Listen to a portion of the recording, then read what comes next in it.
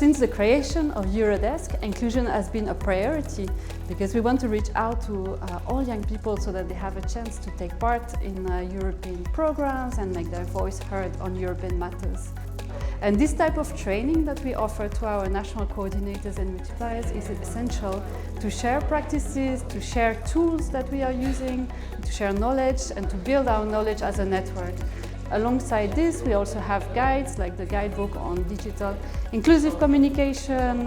We have peer learning sessions in our network meetings, webinars and so on. And all this is meant to build the capacity of our network to be inclusive and to reach out to all young people across Europe. Inclusive communication covers a lot.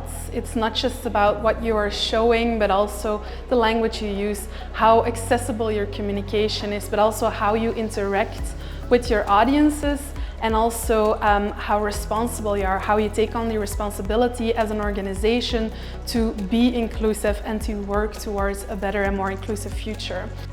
One of the common mistakes is always directing the message to the same group, that it's usually the most privileged or the most visible one.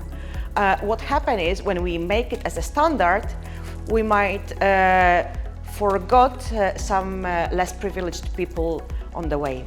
Inclusive communication for us is recognizing that audiences today are incredibly diverse, recognizing that people have different needs and different expectations towards your brand or your organization, taking these needs into account and creating a representation that feels authentic, making sure you connect with your audiences and you take on this responsibility towards society at large. It's essential in the communication with young people, because only having inclusive communication we can outreach and get with the message to all the people that actually need it.